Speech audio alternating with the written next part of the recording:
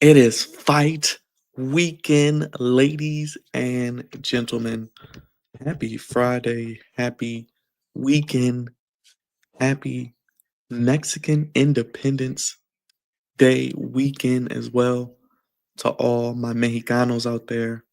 It is yours truly, God's favorite host on today, Friday, September 12th, 2025. We are here on another Friday night.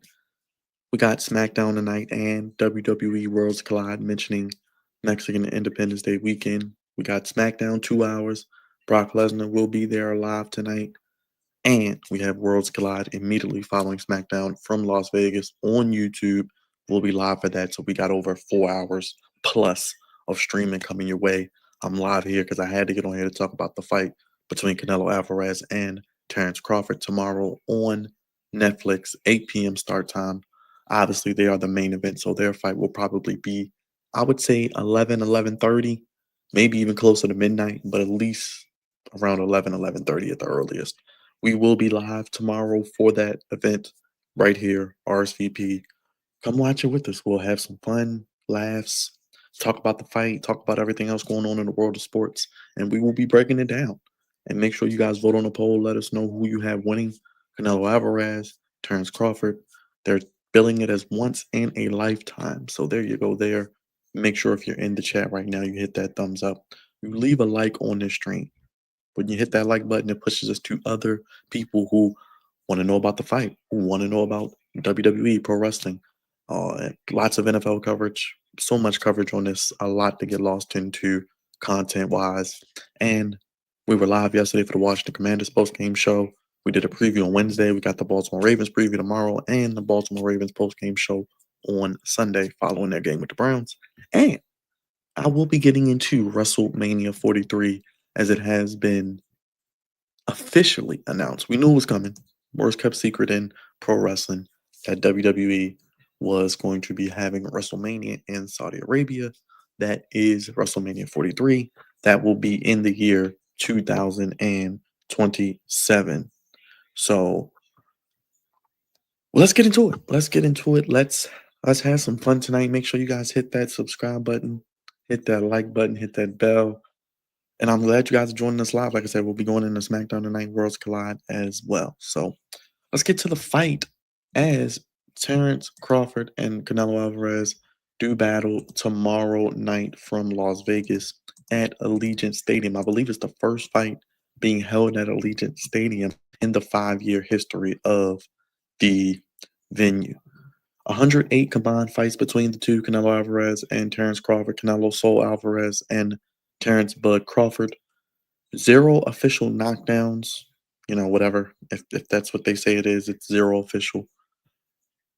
Once in a lifetime, as they're billing it, Canelo versus Crawford live on Netflix this Saturday.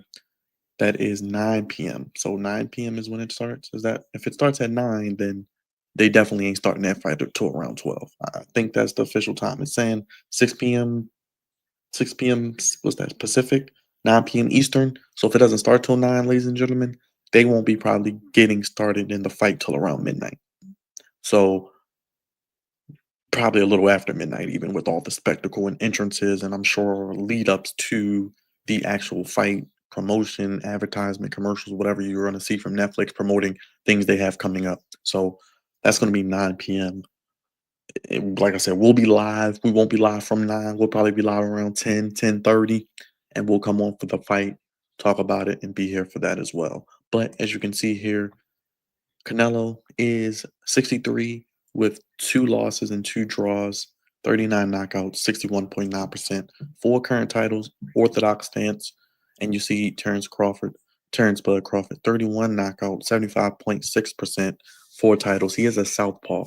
So those southpaws are always dangerous. And Terrence Crawford, jumping up a few weight classes, which we'll get into, is looking to do just that. Canelo Alvarez versus Terrence Crawford, billed as once in a lifetime, and there can only be one, as an upcoming super middleweight professional boxing match contested between Mexican undisputed super middleweight champion Canelo Alvarez and American former undisputed welterweight and light welterweight champion Terrence Crawford for the undisputed super middleweight championship of the world. It will be the first Zuffa boxing event promoted by Dana White under TKO. It's funny how all this works together. Scheduled to take place on September 13th at Allegiant Stadium in Las Vegas, Nevada. Streamed worldwide on Netflix. Additionally, Zuffa Boxing and Turkish Al Sheikh's Ring Magazine will promote two undercard events for the fight on September 10th and September 11th at the LaFontaine Blue, Las Vegas. In January 2025, it was reported that Canelo and Terence Crawford had agreed to have their fight in September 2025 in Las Vegas by Saudi promoter Turkey Al Shaikh, who we're going to see with WWE in a second with the WrestleMania 43. But on February 6th, Ring Magazine reported that Al Shaikh suspended the belt after reports that Alvarez was in negotiations to face Jake Paul in May. Hours later, it was reported that Alvarez and Paul were close to finalizing a May 3rd bout at T-Mobile Arena in Vegas, but Shaikh announced that Alvarez had signed a four-fight deal with Riyadh Season, ending the negotiations with Paul and putting Crawford back on track for September. Now we will have Jake Paul, who has found an opponent, and Gervonta Davis. Tank Davis will be fighting Jake Paul in November. So that will be something else we'll be streaming and talking about as we get closer with that. Now, on May 3rd, Canelo Alvarez defeated William Skull to reclaim his IBF super middleweight title. Crawford entered the ring, and the two had a face-off. Al Shaikh later announced that the bout would take place on September 12th in conjunction with Dana White's new boxing league under TKO. On June 10th, the bout was officially announced to take place on September 13th and will be broadcast on Netflix. On June 17th, the Allegiant Stadium was officially confirmed as the host venue. It was reported a deal was done to rearrange an NCAA college football game, which was scheduled for that day as well. The fight is being promoted by Dana White's Zuffa Boxing League, backed by WWE. So it's funny to see all of these conglomerates in conjunction again. In August, Zuffa Boxing's sister company WWE and its Mexican subsidiary, Lucha Libre AAA Worldwide, announced the Worlds Collide wrestling event set to take place on September 12th. That is tonight in Las Vegas, a lead-in to the boxing match. Prior to the Alvarez Crawford fight, TKO will also promote UFC Fight Night Lopes versus Silva. I think Lopez versus Silva, the third edition of the UFC's annual Noche UFC MMA event celebrating Mexican culture on September 13th. Worlds Collide, UFC Fight Night, Lopez versus Silva, and Canelo Alvarez versus Terence Crawford are all being held as part of Mexican Independence Day weekend, a major weekend for Mexican combat sports. We see Canelo has been Mr. Mexican Independence Day weekend. Over the last few years, he's fought on that weekend every year. Remember, Cinco de Mayo would always be Floyd Mayweather fighting or a big fight around that time. Now, Mexican Day weekend in September has become Canelo's time. Cinco de Mayo and even, the Mexican Independence Day weekend, he's kind of done both. So you get one in May, and then you get one 4 months later in September. On August 24th, 2025, the WBA announced that Crawford would forfeit the light middleweight title at the start of the fight, with Abbas Barrow being evaluated or elevated to the position of full WBA champion, thereby maintaining the title's active status in that division. In July 2025, Turkish Al Shaikh announced that the undercard for Alvarez versus Crawford would take place across 2 or 3 days. This was confirmed in September when they announced Alvarez versus Crawford public workout and the underdog events for September 10th and September 11th, respectively, held at the LaFontaine Blue, Las Vegas. So it is going to be very, very interesting. The 3-city tour they went on to promote the fight. The first stop was in Riyadh on June 20th, followed by New York City on June 22nd, and Las Vegas on June 27th. At the kickoff presser in Riyadh, Turkish Al Shaikh, tired of what he calls Tom and Jerry fights, announced a knockout bonus will be implemented in future fights he promotes, starting with this one, Alvarez and Crawford. So he's promoting a knockout bonus. And the Saudis got nothing but money to throw. So we'll get into that with WWE in a second. Crawford responded to rumors about concerning shoulder injury that he had in Las Vegas, expressing skepticism about the event. He assured that he was not injured and he has his fitness and speed, and he was his natural weight, and rejected claims that his physique would impact his performance. Mentioned he is going up in weight class. We'll talk a little bit more about that in a second. During the fight week, the betting odds significantly narrowed. Alvarez was slightly favored at minus 165, while Crawford stood at plus 135. Alvarez was a 2-1 favorite when it was first announced. At the official weigh-ins, both fighters came in at 167.5 pounds, the highest weight of Terrence Crawford's career. In addition to the WBA, WBC, IBF, and WBO world titles, the ring created an exclusive belt which cost an upward of $188,000 to make. Yes, you heard that right.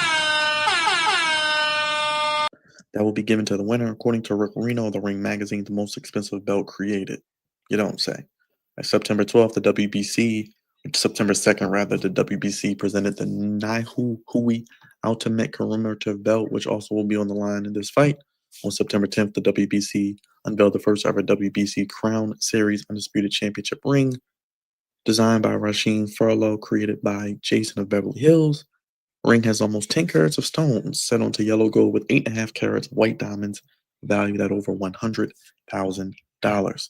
So tell me I'm broke without telling me I'm broke.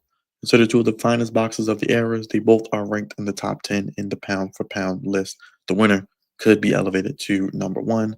Alvarez, a four-division champ, two-time undisputed super middleweight champion, has held championships from light middleweight through light heavyweight, only boxer in history to hold the undisputed super middleweight title, and remains unbeaten at super middleweight. With the victory, he will add another future Hall of Famer to his already impressive resume. Crawford, a four-division champion himself, held titles from lightweight through light middleweight, and was the undisputed champion at light welterweight and welterweight. With the victory, Crawford would make history as the first male boxer to become a three-division undisputed champion in the four-belt era. He would also become the first boxer to hold the Ring Magazine belt in four different weight classes, one of only six male fighters in history to capture titles in five divisions, and just one of three to claim the lineal championship in four weight classes. Across a combined 765 round fights in their careers, neither fighter has ever been knocked down. On May 28th, Crawford revealed he is receiving $10 million for this fight. According to SI.com, Alvarez is expected to pocket up to $150 million, which includes at least $80 million as part of his deal with Riyadh season. I told you those Saudis have money to blow. On September 8th, Dana White confirmed that Alvarez is set to be the third biggest live gate in boxing history, with an expected sellout crowd of 65,000 people. It will be the biggest event held at Allegiant Stadium, breaking WWE's record, and this will be the largest Las Vegas boxing attendance, when 29,214 fans attended the 1982 fight between Larry Holmes and Gary Cooney. So this already has 65,000 people, a bigger venue, and Allegiant Stadium's first fight in their 5-year history. They've been marketing the hell out of this fight.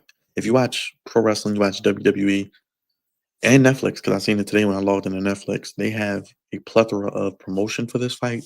They have the the the lead up to the fight, the preliminary stuff leading into the fight. All of that stuff is on Netflix. You can watch that. They've been promoting it with a lot of tie-ins and cross promotion on WWE events and through various TKO events, UFC as well. So it has been promoted well. It's been promoted pretty much most of the year. They were promoting it at WrestleMania in April.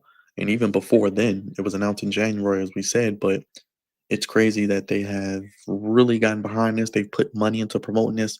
Obviously, boxing needs this shot in the arm. This is probably the most anticipated fight I can remember in at least the last 2 to 3 years. Just overall, when you look at the tail of the tape, you look at the track record of the two fighters that I just went over, the amount of not only financial backing, but I think public backing. A lot of people are intrigued by this fight. It's in Fight City, the fight capital of the world, Vegas. It's in Allegiant Stadium. It's going to have that big fight feel. It's going to give that old school 90s boxing feel of two heavyweights, of two legit dominant people of the modern era when it comes to boxing. Alvarez can knock the hell out of somebody, hard punching power. And Crawford, he's like that Energizer Bunny. He just doesn't stop. The southpaw, he's quicker than a hiccup. He has a great jab. He has really good power for someone his size. That's the biggest question, is how will the going up in multiple weight classes affect Terence Crawford? I don't think it will affect him as much as maybe others, but we will see, because Canelo is such a good defensive fighter. One, he doesn't take a lot of damage, and he wears you down. Now, that's what I said. I like the fact they have the knock knockout bonus. Now, I don't want anybody just going out there just trying to knock anybody out because that's how you set yourself up for failure. But that knockout bonus, maybe we can see one of these individuals finally knocked down. Obviously, Crawford is at a disadvantage when it comes to power, but his speed and quickness and agility evens out this fight because he's the type of person who has the punching power as well that you may be underestimated because of his size. He's not afraid to go out there and throw hands with the best of them. He's done it in multiple fights before, and he's not going to back down now. He wants to be the best ever, and if he can win tomorrow, already 41-0, no draws, so 41-0-0, this could cement his legacy as maybe the best boxer of the modern era. On September 8th, 2025, the UFC premiered the first episode of its embedded series on YouTube, offering fans a behind-the-scenes look at the final preparations for the Canelo versus Crawford showdown. So there you go. We're getting the promotion on YouTube. We got a lot of things going on there. Now, the broadcast team, I love this type of thing. I love to know who's on the call. We got play-by-play John Anik from ESPN, and he worked with ESPN for over 5 years, and then he did UFC in 2020 in 2012. He has an MMA background, strong MMA background. And probably the one person I'm really, really looking forward to, Max Kellerman, is returning back to the booth. Remember him from ESPN? He left in 2023. Crazy, it's been 2 years. And he was the host of This Just In and co-host of Keyshawn, J. Will, and Max on ESPN Radio. And he did First Take with Stephen A. Andre Ward, we always get a boxer in there, the former professional boxer from 2004 to 2017, undefeated record and held multiple world championships in two weight classes, including unified super middleweight titles between 2009 and 2015. So Andre Ward, Max Kellerman, and John Anik should be a nice broadcasting crew. I thought Mauro Ronaldo would be on the call, but he is not. We got Heidi Androl. She's going to be reporting. She does NHL Network and UFC. And you have Jim Gray. Of course, you got Jim Gray, does all the big boxing fights. Showtime, Fox, Sirius XM, reporter commentary, ESPN, NBC Sports, and CBS, and even Westwood One Radio as well. We got Mario Lopez. He will be the desk host. We got Mark Kriegel. He will be a desk analyst. And Antonio Carver will be a desk analyst as well, as will Mike Copenganger also.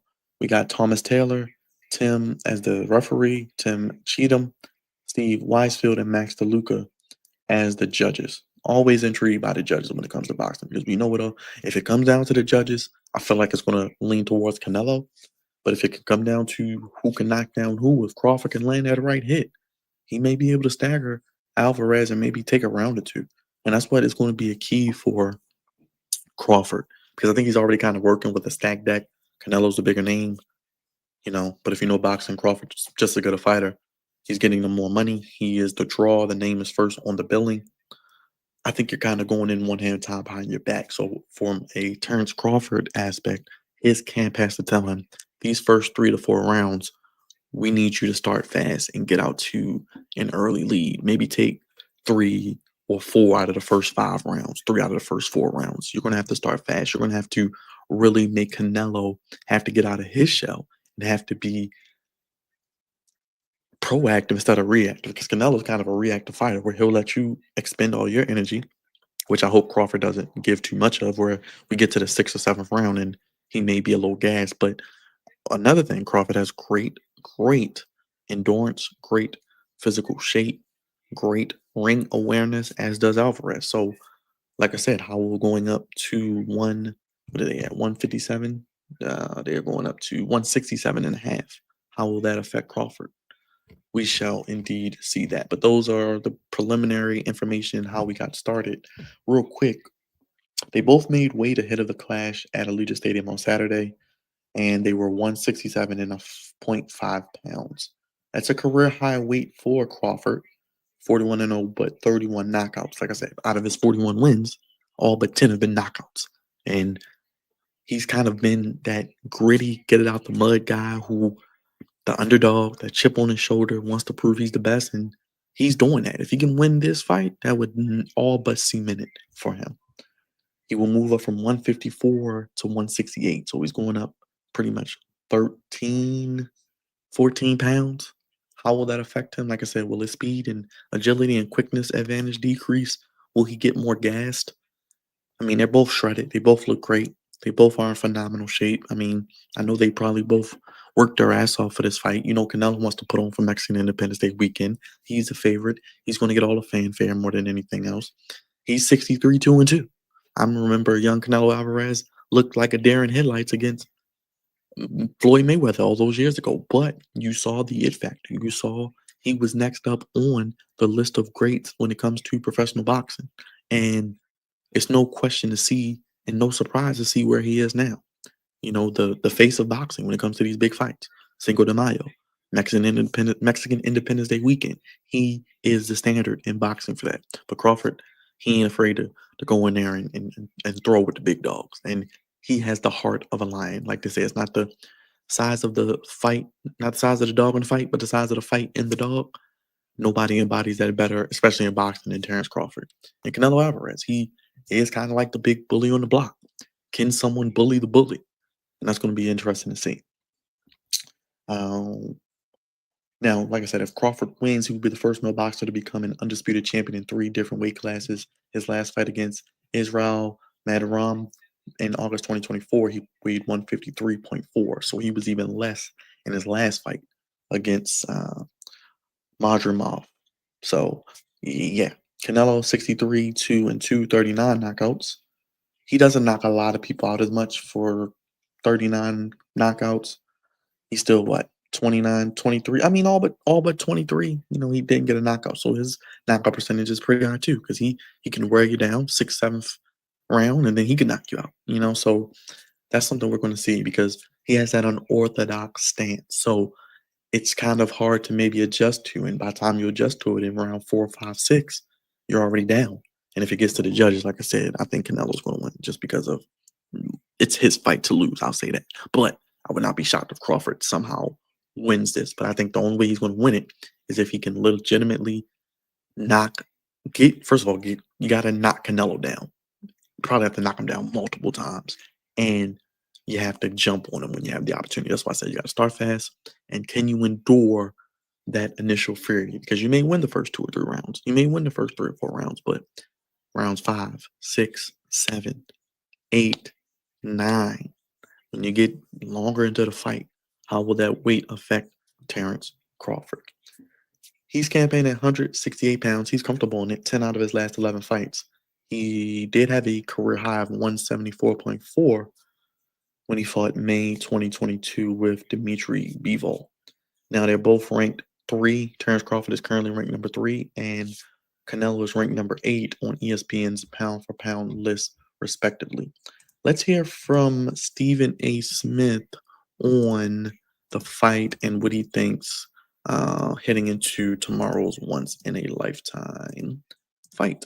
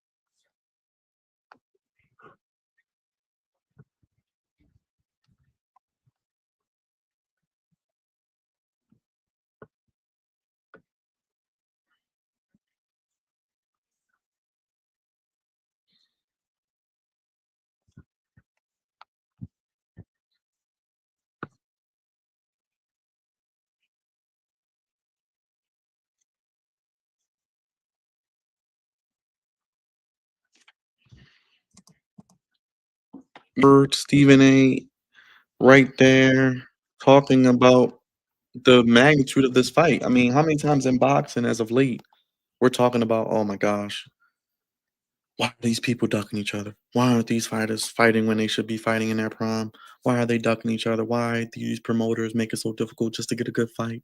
In the 90s and early 2000s, we didn't have this issue. This is an opportunity, a rare opportunity where we don't have to see what's going to happen here. We're going to get two fighters in their prime. We're going to get two of the best pound for pound, two out of the top 8 fighters in the world, depending on who you ask. 2 top 5, maybe, in my opinion, because it's hard to say it's 7 fighters better than Canelo or it's 3 other fighters better than Crawford. Crawford may be number 1. Like I said, the winner of this fight is probably my number 1, just because whoever wins this fight, they've beaten the best, obviously. And you look at the resume before this fight for whoever wins and add the winner of this fight, who they will defeat. If Canelo beats Crawford or Crawford beats Canelo, it's no walk in the park, and it's going to be great to see what happens. We do have the ring. I want to show you guys the ring I was talking about. The ring, which has a lot of value. Let's take a look at that ring for the winner of this fight will receive. Really nice. Make sure you get that ring magazine on the other side. Undisputed. The ring. Wow. Oh. Allegiant Stadium. Also is joined with magnets. Wow. Little magnets. Canelo Crawford. That was awesome. Qué bello. Beautiful. So you put it back on and right into the groove.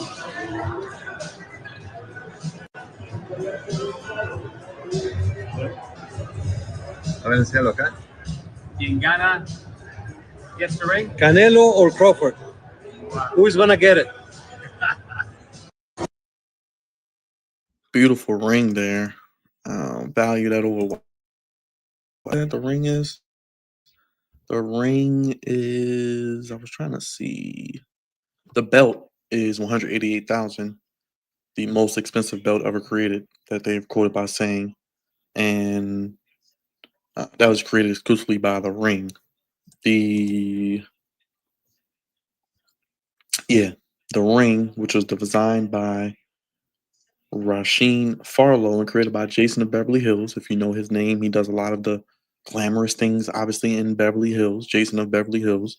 The ring has almost 10 carats of stones set onto yellow gold with 8.5 carats of white diamonds, valued at over $100,000. There you go. So that's a beautiful ring. You see the Allegiant Stadium. You see the names in it, Canelo Crawford, the date, the WBC with the WBC logo on it. That is great as well. So, I mean, that's fantastic right there. So it's really I'm intrigued to see do they have it on here? Okay, we can look at it because they have the pound for pound list. I wanted was through July 23rd. So obviously we haven't had any major fights since then to shake this up, but we'll look at that in a second. But we have the pound for pound list. I do want to look at that as well.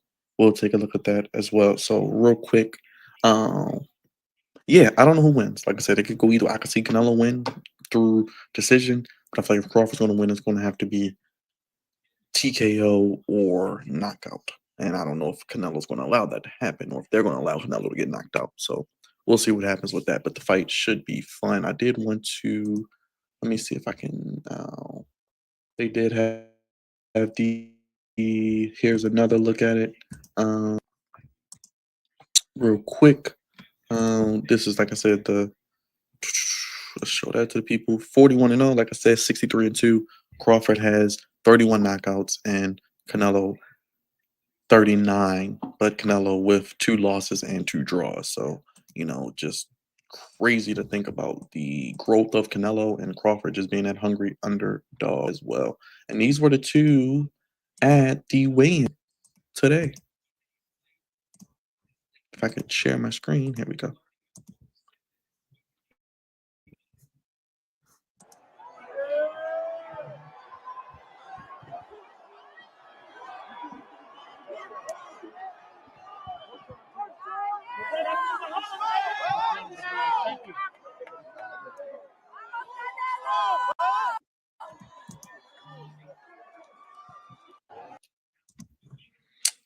I mean, Crawford's height. I mean, Crawford is like what is? I mean, Crawford is okay. Crawford, interesting. Okay, Crawford isn't. I mean, Crawford's like he's up to it. I mean,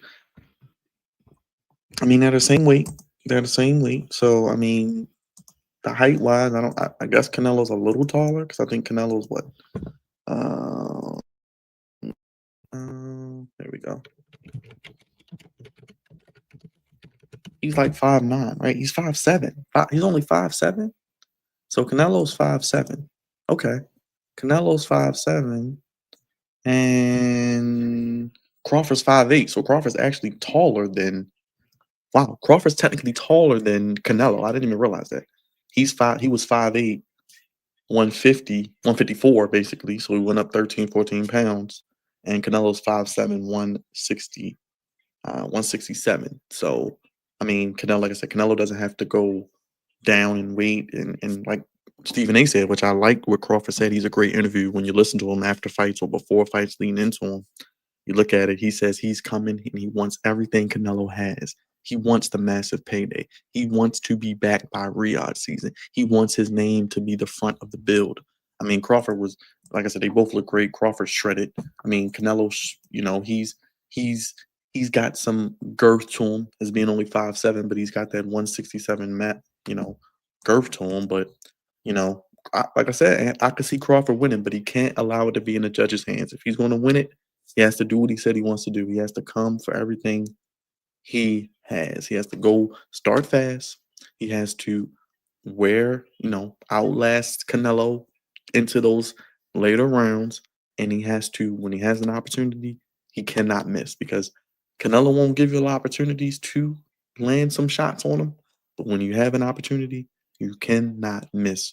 And I think for Canelo is, you know, don't underestimate Crawford's speed and agility and quickness because I think we can agree, yeah, Crawford is probably the better overall boxer, but Canelo has that power where if he can wear him down because he's used to being that size, if he can get it to maybe the 9th, 10th, 11th, 12th round, get it to the judges, get it to maybe a situation where he can wear on Crawford because Crawford can adjust to the weight, then we could have a situation like that. But I could see it going 12. I could see it going a distance because they're both in peak physical condition. And I think they both can, if needed, land punches. Like I said, Crawford has the bigger, the quicker punches. Canelo maybe is a harder puncher, but I think Crawford's punches are probably just as hard, if you ask me. So it could be a wash. So it's intriguing. I thought Canelo was like 5'9". He's only 5'7". So I didn't even know that. I thought he's 5'7". Crawford's 5'8". So Crawford can lean into him. They both can lean into each other. So Crawford doesn't have to really. Crawford really, has the size. He just doesn't have the weight. So it'll be interesting to see. Let's look at ESPN's top list for fighters. Hey, Ant, I see you, brother. It could very well happen. It could very well happen because I really think that the chance is there. It's there for Crawford to win. Like I said, he has to start fast, though. He has to come out and assert his dominance. He has to come out and really take the bull by the horns. He cannot Mexican Independence Day weekend. You mess with the bull, you get the horns. The crowd seems to be pro Canelo. Obviously, the Mexican population is going to be heavy there. It's Mexican Independence Day weekend. It's in Vegas. It's his show. Like I said, and if anything, Canelo has to prove that he is who he say he is, and is he worth. This will cement Canelo's legacy, good or bad. Because if he doesn't win this one, then people are going to question if he's really just facing, lesser competition. And when he finally faced someone on his level, he isn't as good as maybe they say he is. He could be a tad bit overrated, but I think Canelo's improved drastically. I think Crawford has just been a model of consistency as well. So whoever, whoever I think wins this fight, it's going to be earned. And it's going to be earned. It's going to be a good fight.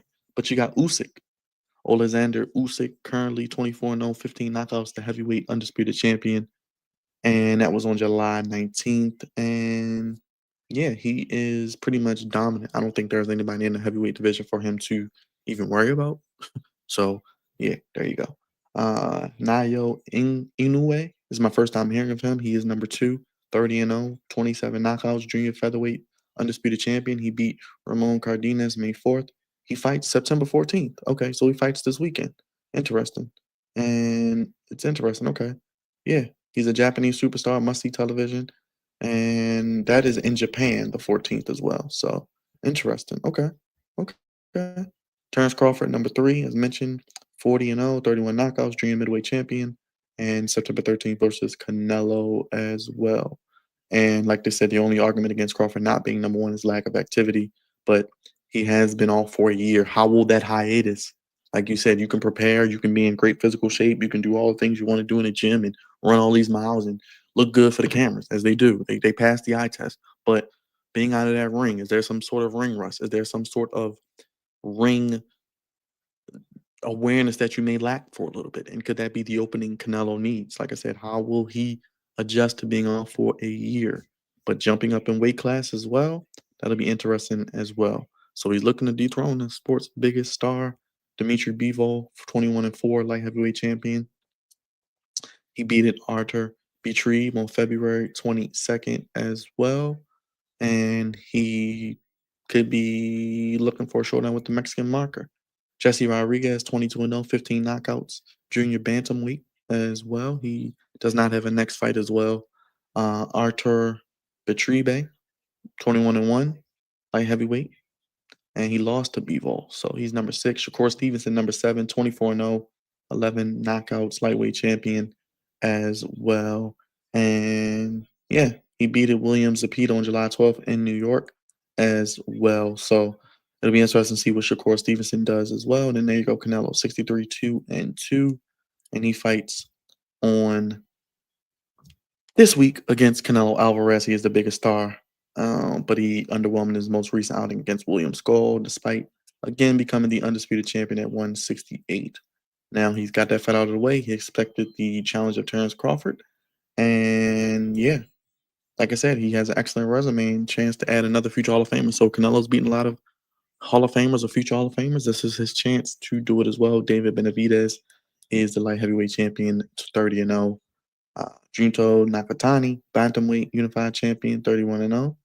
And yeah, those are your top 10. So no Tank Davis in the top 10, but they are your top 10 fighters as well. And I can't really argue Usyk being number 1. I get it. I get it. I get it. Yeah, that's the question too, Ant. Yeah, he's beaten some guys that are Hall of Fame bound, but has he faced them, past their prime? Has he faced them in a situation where he is pretty much favored because he's younger? He fought Mayweather when he wasn't ready, but he got paid for it. But, is he fighting guys like Mayweather did, or he's fighting people that he knows he's got the advantage over? That's a good question. That remains to be seen, but we'll see. This is the ultimate test tomorrow. If he beats Crawford and, does it in a convincing fashion where it's not controversy, we can't really argue with the guy. This will be the statement fight to shut everybody up. But Usyk being number 1, I can't really argue with. This Crawford probably would be my number 2 just because of 40-0, 31 knockouts. But if Crawford would have fought over the last year and probably, fought in, January, February, whenever, and won. But then again, who would he have fought? Probably a soup can, aka nobody. And then, people would have been questioning the validity of that fight. But intriguing to see the top fighters. But we will be live tomorrow around, like I said, it starts around 9. So I think it starts at 9. Let me double check that real quick. That starts at, let me just double check because it does have the start time. Looking at CBS. And there are 9 on the main card, something like that. That starts at 9 p.m. So the main card starts at 9 p.m. So, like I said, I don't really expect them to probably start the fight until 11:30, damn near midnight. Just because of the spectacle, the promotion, the commercials, the advertisements, the entrances, that we'll get tomorrow night. Like I said, we'll be live. We won't be live for all of the undercard matches, but we will be live for the main card. Like I said, probably around 10:30, kind of see, probably try to catch at least maybe the uh, match before the main event. So that's probably what we'll try to do. We'll try to catch at least the match before the main event because that's going to be interesting. That's going to be very, very interesting. Because let me see. I want to see something. Yeah, streams, not according to Netflix at 9 p.m. Oh, this is the main. Okay, this is the main card. I'll share it with you guys. There you go. Let's look at that real quick. Yeah, the main card. Yeah, so we got 1, 2, 4 fights on the main card. So okay. So yeah. Yeah. So we got Muhammad Alakel 4-0 fighting out of Riyadh, Kingdom of Saudi Arabia, takes on Travis Kent Crawford in the lightweight belt at 134. No disrespect to those two gentlemen. Obviously, the lesser known fighters out of these, so they will have the first event on the main card. Cool. Now, the preliminary card will stream on Tudum ahead of the main event on Saturday, September 13th. But so this will be around 9. I'm guessing around 9:30 we'll get the bell ringing. Well, probably around 9:30 we'll get the bell ringing for that fight. WBC interim super middleweight world title holder Christian Mabili, 29-0, 24 knockouts, fighting out of Quebec, Canada, squares off with WBA's number 3 and WBA's number 7. Okay. Ranked Lester Martinez, 19-0, 16 knockouts, fighting out of San Benito, Guatemala, excuse me, super middleweight belt. So that could be an interesting fight. And undefeated phenoms collide as Caleb Walsh, 14-0, 11 knockouts, fighting out of Cork Island, faces Fernando Vargas Jr., 17-0, 15 knockouts, fighting out of Las Vegas, Nevada, who's gone the distance just once in 17 fights in a super middleweight co-main event. So that is the co-main event. So, I mean, it's not a bad fight card. Like I said, I'll probably skip the first fight. I may even skip the second fight. I don't know. We'll see. But we'll probably be on here maybe 9:30, 10 o'clock on our end. But then you got the taking on Fernando Vargas Jr. That's going to be a good fight. I mean, these are looking like some decent undercard fights. So you got 4 in the undercard. So they'll probably start, like I said, around 11, 11:30. Honestly, if it starts at 9, yeah, it probably won't start till around 12. I don't see the fight starting till around midnight, Eastern time, so around 9 Pacific. But I honestly don't see. Um, yeah, that was crazy. The Ryan Garcia and Devin Haney aspect, but yeah. So you got 4 major matches. Starts at 9. I guess the first bell will ring around 9:30. Like I said, their fight probably will be around 11:30 midnight is when we'll get started with all of that because I think you'll get time in between the fights, promotion analysis from the booth and the announcers. You'll get backstage interviews from I'm sure all the celebrities and all of the the who's who of people there and the cross promotion with Riyadh season and TKO and all of those people there, Dana White and all the celebrities. Like I said, you'll get the grand spectacle of the entrances and the promo for the fight leading up to it. So, like I said, I'm looking at close to midnight for the fight to actually begin, if not past midnight, depending on how much they want to drag it out. But just to get more people in and more subscriptions and more people to watch YouTube or Netflix, excuse me. So that'll be something to really, really see and look forward to. What's up, Mark? Appreciate you being here, man. Breaking down the fight, about to get into this WWE, going to Saudi in 40 for WrestleMania 43. But I pretty much broke down the fight. I read all of the information, gave you my prediction, went over the fight card, went over the top 10 fighters pound for pound according to to ESPN.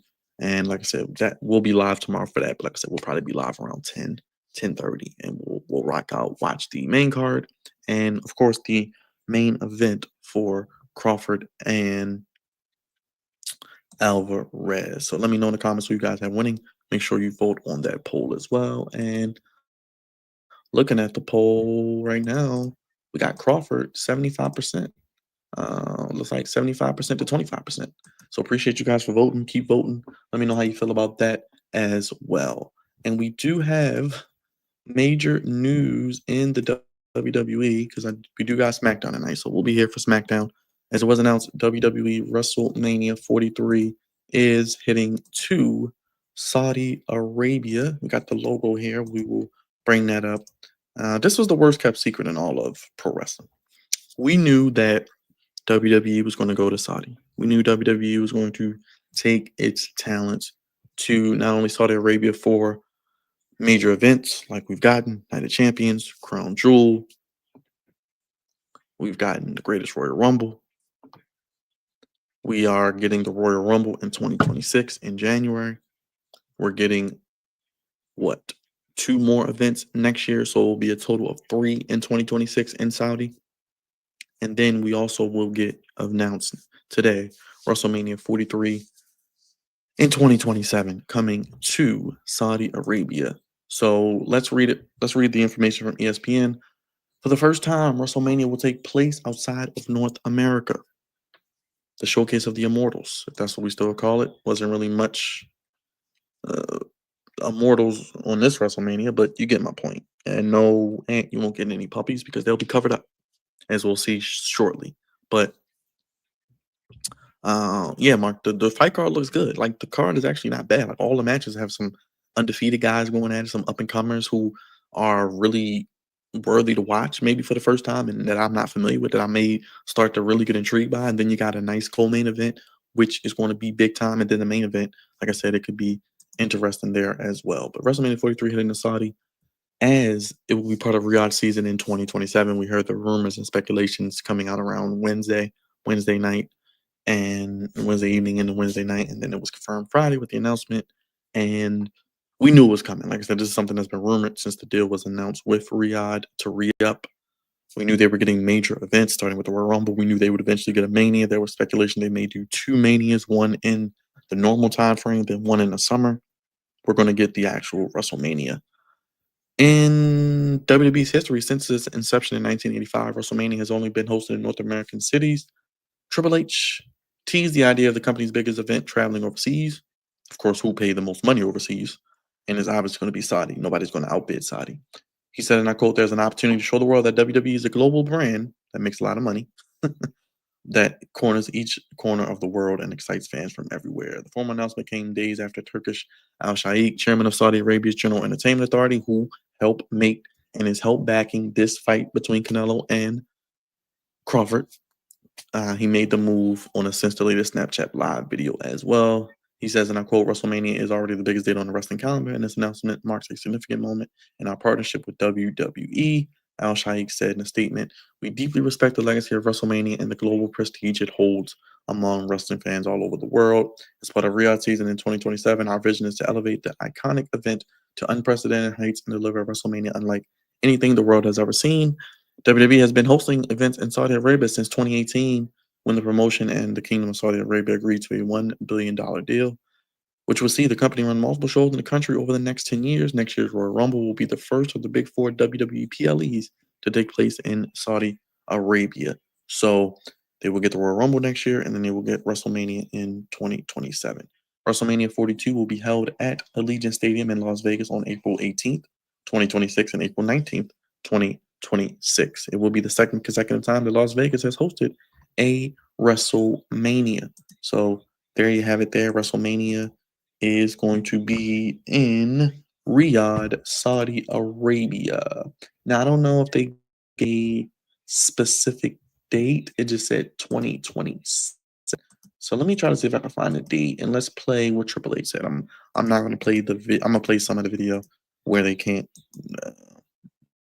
say that I'm copyrighted material, using copyrighted material. We have already announced that the Royal Rumble is headed to Riyadh January 31st of 2026. And today we announced something that takes this partnership to a new level. So on behalf of His Excellency, on behalf of Nick Khan, WWE President, who was the driving force on this deal, I would like to announce that for the first time ever, WrestleMania will be held outside of the United States and Canada. In 2027, we are proud to announce that WrestleMania 43 will take place in Saudi Arabia as part of Riyadh season.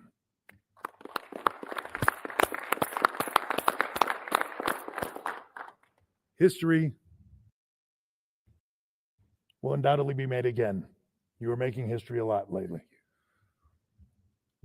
Thanks to our partners at the GEA and Riyadh season, we just could not be more excited for this opportunity.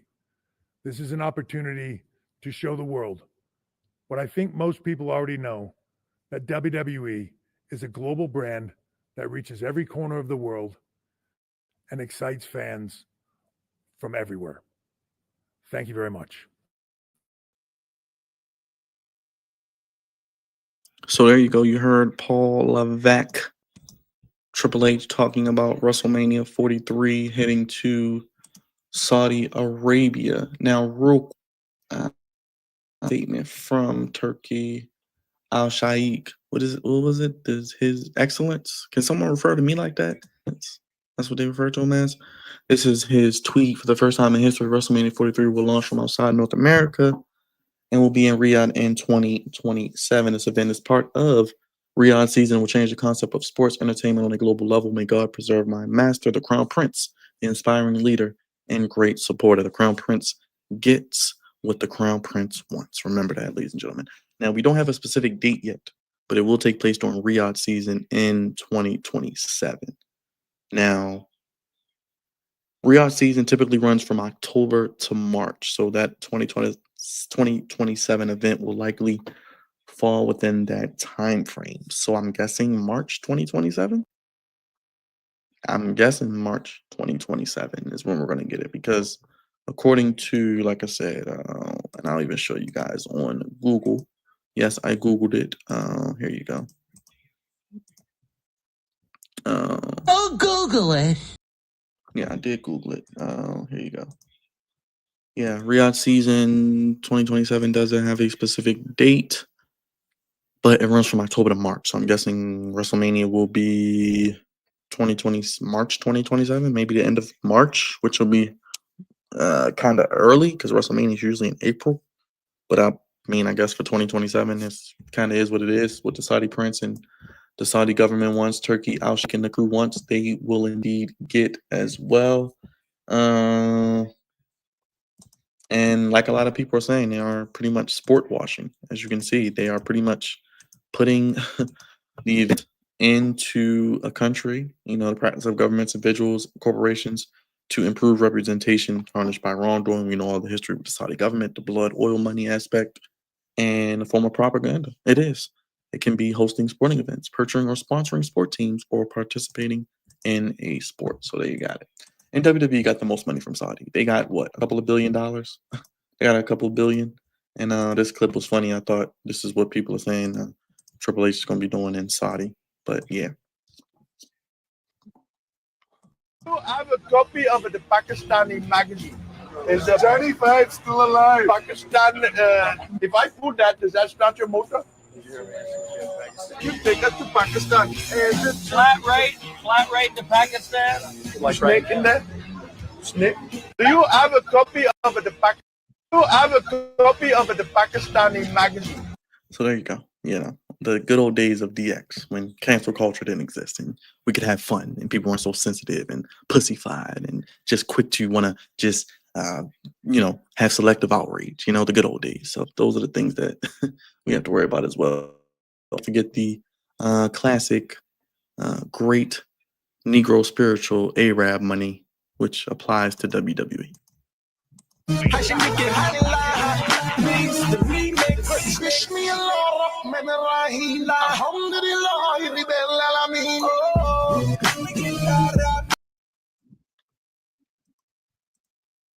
There you go. Yeah, there you go. Had to play a little bit of that. So yes. And then why do you guys come in here asking questions? Are we watching SmackDown and Worlds Collide? Yes. Do you see the stream? Yes. It's set up. We will be here. I'm just trying to get all this information and content out because it's a lot to dig my teeth into. I don't have time for everything, so I got to put it into a special live stream for you guys. So 2 for the price of 1. So you give me tonight twice with Worlds Collide and SmackDown and this as well. But and this is people saying they're going to be the card for WrestleMania. They're going to bring in everybody. They're going to get big names. They're going to try to, blow their load, as we say, and they're going to try to do anything they can to do what they need to do. Yeah, they're going to have everybody there. So there you go. We're doing a crazy card, I'm sure, in a couple years for SmackDown. I mean, for Saudi Arabia.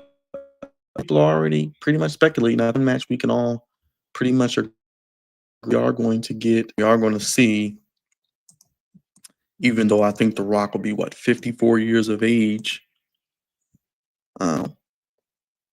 We're going to get The Rock and Roman Reigns. I think that's all but official. I think we're going to get that. I mean, I really do. Apparently, they're already in discussions with The Rock. We know he's lost a lot of weight for a movie.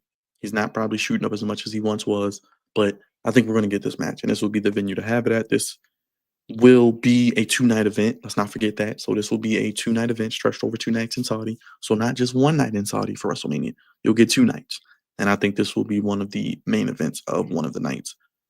Rock and Roman Reigns, The Rock. I think we'll see The Undertaker. I think we will see people like John Cena, if he's not wrestling, make an appearance. Stone Cold Steve Austin make an appearance. We may even get Shawn Michaels in the ring again. Who knows? We'll get all types of legends and people we didn't think would ever wrestle again. We will get that. You know, if they can get the Hardy Boys in WWE, they'll try to maybe do something with the Hardy Boys. You know, they will do every nostalgic act they can try to do, like I said there. So that will be something to indeed. It was even reported by Russell Pierce, and you can see the tweet right here. They pretty much were saying, those in Saudi Arabia close to the General Entertainment Authority, headed by Turkey Al-Shaikh, claimed that negotiations for Dwayne Johnson to be at the WrestleMania in Saudi Arabia in 2027 were advancing and believed the deal was close to being finalized because they can pay Dwayne whatever he wants and they can give us Roman and The Rock. And while we may complain about it as fans, while we may not say we're going to support, we're going to stop watching, WWE sold out. WWE sold out a long time ago. This is nothing new. They sold out and they continue to sell out each and every day. They're on Netflix. They're on Peacock. They're going to ESPN this month. They're probably going to work out something with Amazon Prime eventually. They have something on Tubi. They use YouTube. They're on A&E. They're already spread out thin. They've sold out to everywhere that they can sell out. They're cornered the market. They're going to somehow get maybe in Paramount Plus now with UFC there. They're going to probably get HBO Max because Paramount Plus is apparently in discussions with Warner Media to buy HBO Max. So there you go. So we're going to get The Rock. We're going to get The Rock and Roman Reigns. You can book that. You can book that. You can book it. You can book it. Hendo, what's up, my guy? Happy to see you, man. We got to get you back on the show. I know it's been a rough start to the season. I know you want Harbaugh gone. But yeah, we watching the fight tomorrow. So if you want to watch the fight with us, man, pull up. We'll save a seat for you. Like I said, I broke down the fight the first 35, 45 minutes of this stream. And now we're talking WrestleMania as well. We did learn also the King Fahd International Stadium will host WrestleMania 43 in 27. This is the stadium that hosted Crown Jewel in 2019. This thing is huge. I mean, it is beautiful. So I don't know if fans are going to be, I'm guessing fans are going to travel to WrestleMania because people do it every year. But what about those independent promotions? What about those smaller indie companies who make a lot of interest, have big events, have a lot of wrestlers, have a lot of money making opportunities, going to WrestleCons, going to events and conventions and doing appearances and things like that? What is going to happen to those individuals or those companies? They're not going to go to Saudi Arabia. Are they just going to meet up in the USA and do something? But I mean, this pretty much isolates WWE. They will be the only game in town, I feel like, for the most part. And that's kind of what it's going to be. And we do have the dates for the next few WrestleManias. We know WrestleMania 42 going back to Las Vegas, as I mentioned, and then WrestleMania 43 in Saudi Arabia. We don't know about New Orleans. We don't know about Indianapolis because we know they have the deal with Indianapolis to bring a WrestleMania there. They have a deal with, they say they're going to come back to New Orleans, but they're going there for Money in the Bank, which will be after SummerSlam next year and after WrestleMania. That is at the end of August, the same weekend as AEW All In, by the way, as of now. And that will be, I believe, potentially, I don't think it'll be a 2-night Money in the Bank yet, but we're going down that route. Royal Rumble, WrestleMania, we've seen with SummerSlam, Survivor Series. I mean, Money in the Bank, these will all eventually be 2-night extravaganzas. These cities, these countries are going to bid on these events. Saudi's going to pony up the most money. They did. The UK apparently does not want to pony up the money WWE does not want, or not enough. And I think it's unfair because I think the UK fans are the greatest fans in wrestling when it comes to the engagement, the singing along, the overall aura and presentation in the show. You could literally go in the ring and take a piss. They will cheer for you. They will literally do this. They will literally chant. They will literally do this.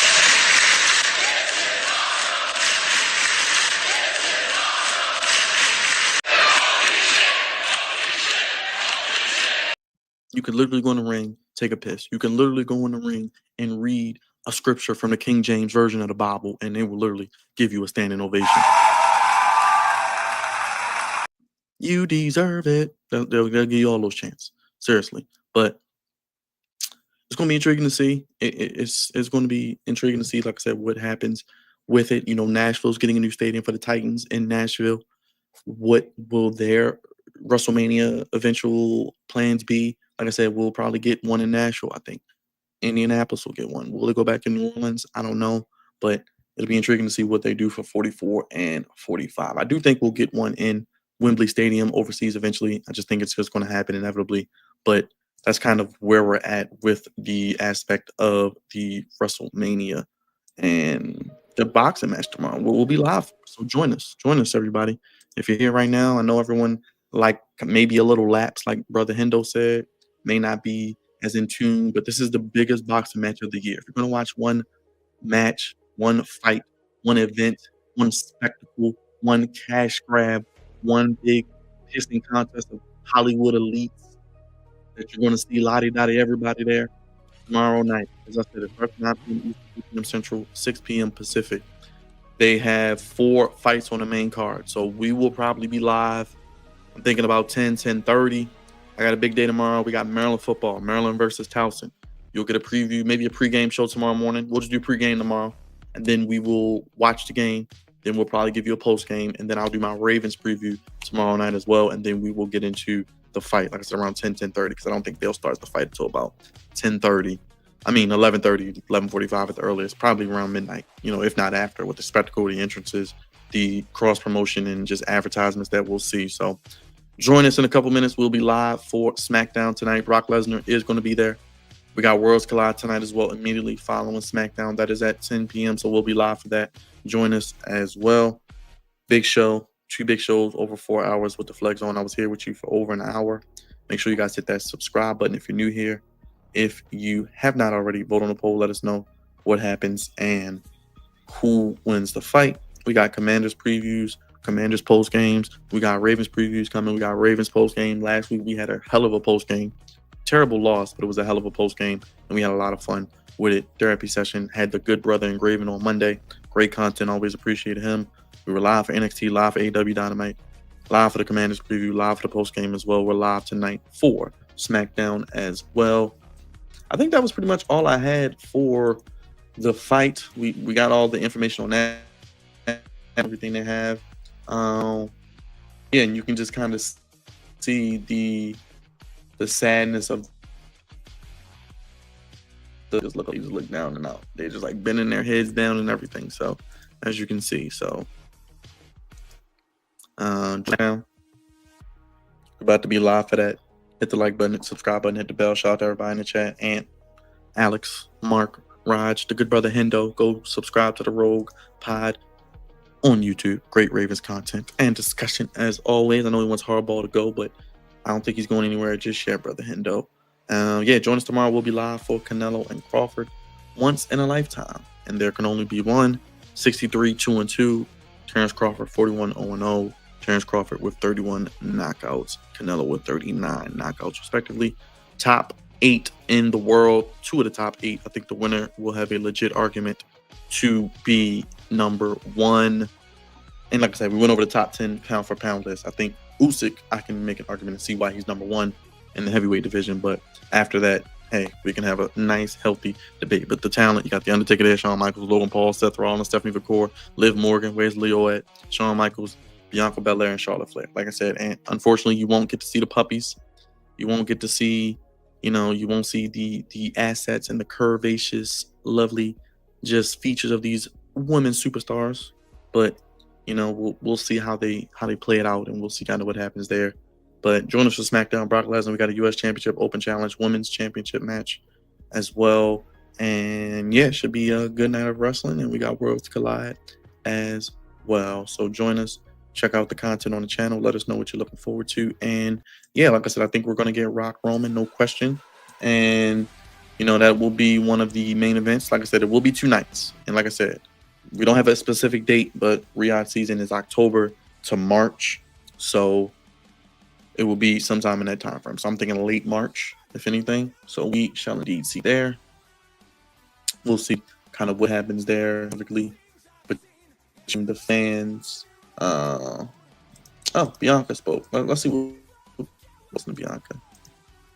Let's listen to Bianca real quick. Who looks beautiful. It has become a space specifically for women to make amazing moments and make history that's not just important for little girls and women to see, but for little boys and men in the whole world to see. And every time we go to Saudi Arabia, has become a space specifically for women to make amazing moments and make history that's not just important for little girls and women to see, but for little boys and men in the whole world to see. And every time we go to Saudi So there you go, Bianca Schilling. But I mean, it is, benefit of it, the positivity aspect of it. But obviously, we know the stigma that comes with going to the Middle East and all that comes with it. So, but WWE is going to go where the money resides. You guys know that. So it's going to be very, very intriguing. Do that as well. And yeah, we'll probably get 4 years old, I believe. So there you have it as well. And yeah, I think the UK should definitely get a WrestleMania within the next couple of years. I think it's inevitable. Yeah, and then here's the picture you guys probably were talking about, how they just didn't look too happy. Yeah, there you go. Yeah, so they didn't look too happy. But let me get ready to get out of here. We got SmackDown tonight. I did want to put they had the crazy, man. Crazy.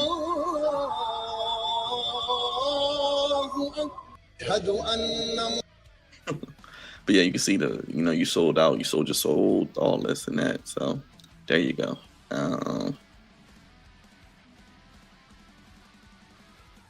To Saudi Arabia, what can you do? We'll be watching. It'll be 1 p.m., but it is what it is.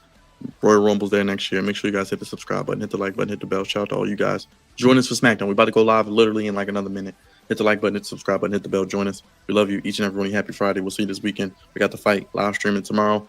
Ravens football on Sunday, post-game show. And tonight, SmackDown Worlds Collide. Join us. Watching on X. Head on over to YouTube. Subscribe. Go ahead and give a nice, jab to that subscribe button. And make sure you, go ahead and haymaker that thumbs up. We appreciate each one of you. Smash likes in the chat. Vote on the poll. Let us know. Become a member. We're getting out of here. Only place giving you sports how you want it when you need it. Big fight tomorrow and some wrestling coming up for you tonight. Have a good day, everybody. Thank you for watching. We'll see you in a few minutes for SmackDown.